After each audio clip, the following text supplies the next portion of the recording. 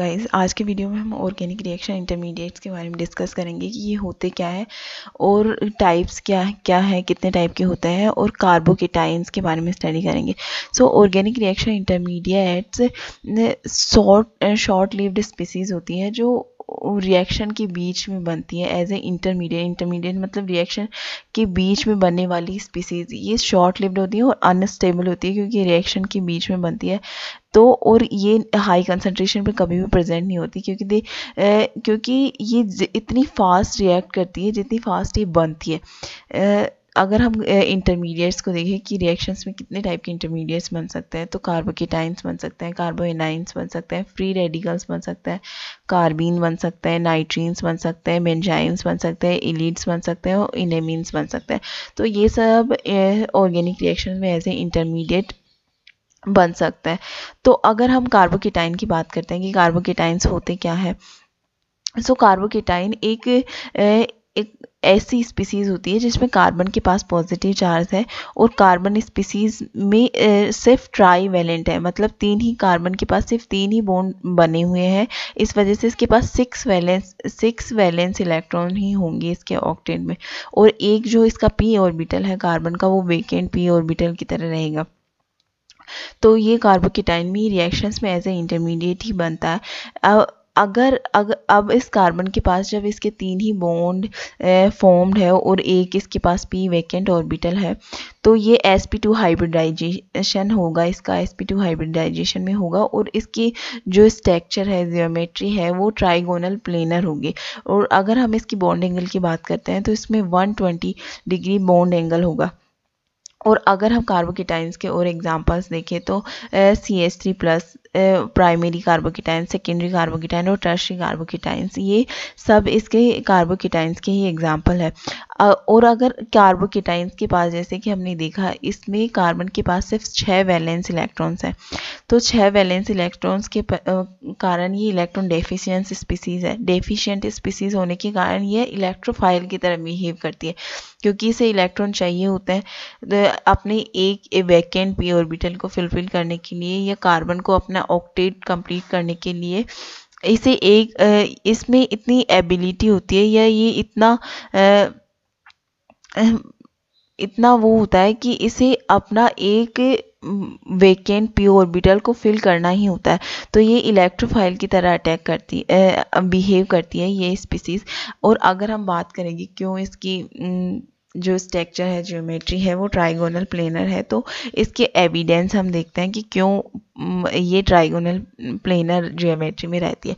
तो जब हम SN1 स्टीरियोकेमिकली इसकी बात करें, इसके एविडेंस की, तो जैसे हम SN1 रिएक्शन देखते हैं तो इसमें जैसे ये हमारे पास एल्किल क्लोराइड या जो भी है जिसमें एक लिविंग ग्रुप लगा होता है, जो ये लिविंग ग्रुप जैसे ही इससे निकलता है, इस स्पीसीज से ये लिविंग ग्रुप निकलेगा और हमारे पास एक स्पीसीज बनेगी जिसमें ट्राई वैलेंट, कार्बन के पास सिर्फ तीन ही वैलेंसी कंप्लीट होगी और एक इसका पी ऑर्बिटल वैकेंट ऑर्बिटल की तरह बिहेव करेगा। तो ये अपनी जियोमेट्री ऐसी बना लेता है ट्राइगोनल प्लेनर कि आने वाला जो न्यूक्लियोफाइल है वो इस तरीके से अटैक करता है कि बैक साइड और फ्रंट साइड दोनों तरीके से अटैक करता है। अब इसकी ये जियोमेट्री हमें ट्राइगोनल प्लेनर इस वजह से मालूम पड़ती है कि जब हम इसके रिजल्ट या प्रोडक्ट्स देखते हैं, हमारी इस रिएक्शन के प्रोडक्ट्स की बात करते हैं, तो हमारे पास सिर्फ दोनों प्रोडक्ट बनते हैं, R भी बनता है, S भी बनता है। लेफ्ट साइड में न्यूक्लियोफिलिक, राइट साइड में न्यूक्लियोफिलिक भी अटैक होता है और 50% राइट साइड में बनेगा और 50% लेफ्ट साइड में बनेगा। तो इस तरीके से हमारे पास जो रिएक्शन है उसमें रेसिमिक इनेंशियोमर बनते हैं और रेसिमिक मिक्सचर बनता है दोनों का। तो इस रेसिमिक मिक्सचर तभी बन सकता है जब हमारे पास जो हमारा इंटरमीडिएट है कार्बोकेटाइन, उसकी ज्योमेट्री हमारे पास ट्राइगोनल प्लेनर हो, तभी ये बैक साइड और फ्रंट साइड दोनों साइड से अटैक कर सकता है सेम प्रोबेबिलिटी में। और अगर हम थ्योरेटिकल प्रूफ की बात करते हैं तो जो हमारे पास ब्रीज हेड कंपाउंड्स होते हैं उसमें ब्रीज हेड पर पॉजिटिव चार्ज कभी नहीं पाया जाता क्योंकि ब्रीज हेड पर पॉजिटिव चार्ज क्योंकि ये ऐसी स्ट्रक्चर ऐसी होती है, इसकी रिंग में स्ट्रेन होने की वजह से ये अपने आप को स्टेबलाइज करने के लिए प्लेनर ज्योमेट्री में आ जाता है। तो प्लेनर होगा तभी ये स्टेबल होगा, जबकि अगर प्लेनर नहीं होगा तो स्टेबल नहीं होगा, क्योंकि ये लिस्ट स्टेबल होती है और एग्जिस्ट नहीं करते हैं।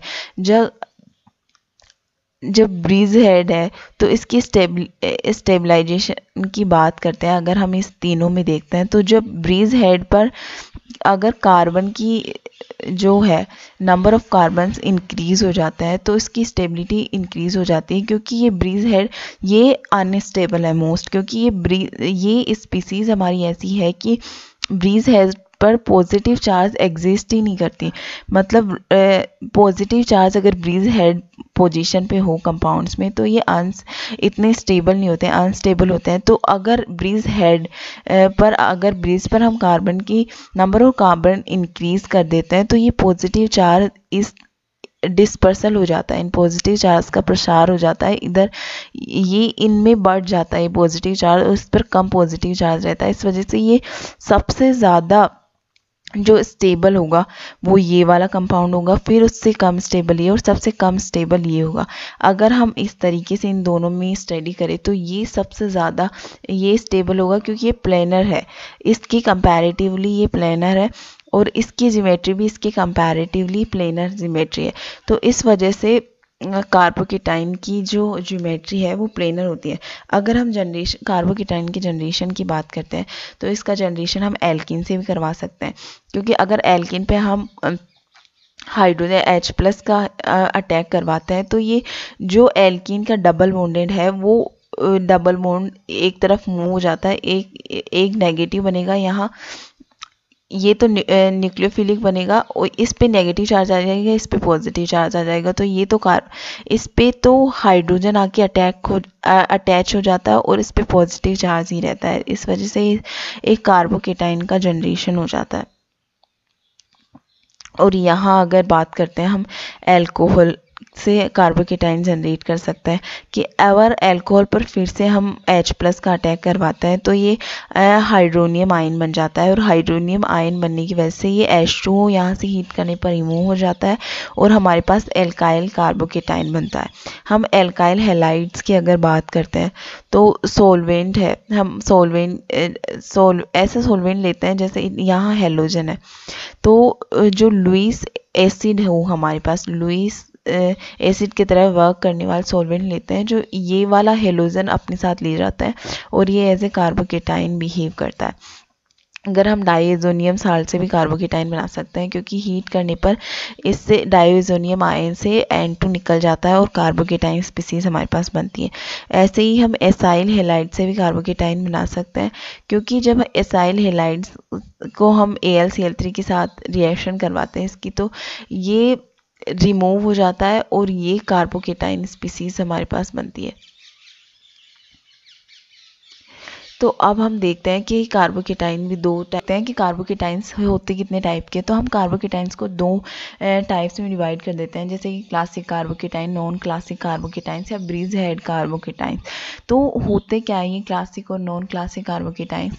तो क्लासिक कार्बोकेटाइंस ऐसे कार्बोकेटाइंस होते हैं जिनका स्टेबलाइजेशन या तो लोन पेयर के मूवमेंट से हो रहा हो या फिर जो हाइपर कॉन्जुगेशन में CH बॉन्ड सिग्मा बॉन्ड है उसके मूवमेंट से हो रहा हो, तो और या फिर एलाइलिक पोजीशन के पाई इलेक्ट्रॉन्स के मूवमेंट से हो रहा हो। तो ऐसे ही जो कार्बोकेटाइंस होते हैं उन्हें हम कहते हैं क्लासिक कार्बोकेटाइंस। क्लासिक कार्बोकेटाइंस हमेशा 2 सेंटर्ड 2 इलेक्ट्रॉन्स बॉन्ड बनाते हैं और इन्हें कार्बेनियम आयन के नाम से भी हम जानते हैं। अगर हम एग्जांपल्स देखते हैं, जैसे एग्जाम्पल देखें तो एल्काइल कार्बोकेटाइंस, जिसमें normally single bonded carbocation, double bonded और ये एल्काइनिंग कार्बोकेटाइन, ये तीनों कार्बोकेटाइन एल्काइलिक कार्बोकेटाइंस में आते हैं जो क्लासिक कार्बोकेटाइंस के एग्जाम्पल हैं। अगर हम बात करें सब्स्टिट्यूटेड कार्बोकेटाइंस, जिसमें लोन पेयर्स के स्टेबलाइजेशन, लोन पेयर के मूवमेंट से इसका स्टेबलाइजेशन हो रहा है, इसमें भी ऑक्सीजन के लोन पेयर के मूवमेंट से इसका स्टेबलाइजेशन हो रहा है। तो ये सब है सब्स्टिट्यूटेड कार्बोकेटाइंस। तो ये भी क्लासिक कार्बोकेटाइंस के एग्जांपल है। अगर हम एलाइलिक देखते हैं, इसमें पाई इलेक्ट्रॉन के मूवमेंट, जो कार्बोकेटाइन है उसके एडजेस्टेंट कार्बन के पाई इलेक्ट्रॉन के मूवमेंट से इसका स्टेबलाइजेशन हो रहा है। बेंजाइल में भी इसके पाई इलेक्ट्रॉन एडजेस्टेंट के पास वाले पाई इलेक्ट्रॉन के कार्बन से इसका स्टेबलाइजेशन हो रहा है। तो इस वजह से हम इसे क्लासिक कार्बोकेटाइंस के एग्जांपल में रखते हैं। जैसे एरोमेटिक कार्बोकेटाइंस, तो ये सब प्लेनर है और यहाँ जो कार्बोकेटाइन है उसके कॉन्जुगेशन में पाई बॉन्ड है और उस कॉन्जुगेटेड पाई बॉन्ड के मूवमेंट से इसका स्टेबलाइजेशन हो रहा है इन दोनों स्पीसीज़ का। तो इस वजह से ये क्लासिक कार्बोकेटाइंस के एग्जांपल में आता है। इसमें भी यही हो रहा है। तो ये सब क्लासिक कार्बोकेटाइंस के एग्जांपल है। अगर हम नॉन क्लासिक कार्बोकेटाइंस की बात करते हैं तो नॉन क्लासिक कार्बोकेटाइंस ऐसे कार्बोकेटाइंस होता है जिनका स्टेबलाइजेशन डबल और ट्रिपल बॉन्ड के जो एलाइलिक पोजीशन या कॉन्जुगेशन में नहीं होना चाहिए। जो पॉजिटिव जो जिस कार्बन पे हमारा कार्बोकेटाइन है उसके एडजस्टिंग कार्बन पे डबल बॉन्ड नहीं होना चाहिए। तो ऐसे जो कार्बन है, ऐसे जो स्पीसीज़ है वो नॉन क्लासिक कार्बोकेटाइंस पे आता है। ये हमेशा 3 सेंट्रिक 2 इलेक्ट्रॉन बॉन्ड बनाते हैं और इन्हें कार्बोनियम आयन के नाम से ही, इन्हें भी कार्बोनियम आयन के नाम से जानते हैं। जैसे फिनोनियम आयन को देखते हैं हम, तो फिनोनियम आयन है, इसमें जो ये पॉजिटिव चार्ज है वो कॉन्जुगेशन में नहीं है, ये डबल बॉन्ड इस पॉजिटिव चार्ज के कॉन्जुगेशन में नहीं है। तो इसका जो ये स्टेबलाइजेशन है वो इस डबल बॉन्ड की वजह से हो रहा है। तो इस डबल बॉन्ड की वजह से स्टेबलाइज्ड हो रहा है। तो इस वजह से ये ब्रीज हेड कार्बोकेटाइन या नॉन क्लासिक कार्बोकेटाइन में आता है। और इसका एक और एग्जांपल नॉर्बिनाइल केटाइन है, जो भी ब्रीज हेड है इसमें भी अगर हम पॉजिटिव चार्ज देखते हैं तो ये डबल बॉन्ड इस पॉजिटिव के साथ कॉन्जुगेशन में नहीं है, लेकिन इस डबल बॉन्ड की वजह से ही इसका स्टेबलाइजेशन हो रहा है। तो ऐसे कार्बोकेटाइंस को हम नॉन क्लासिक कार्बोकेटाइंस कहते हैं। So thank you guys. अगर आपको वीडियो अच्छा लगा हो तो प्लीज़ कमेंट करें और बताएं कि आपको वीडियो कैसा लगा। Thank you guys.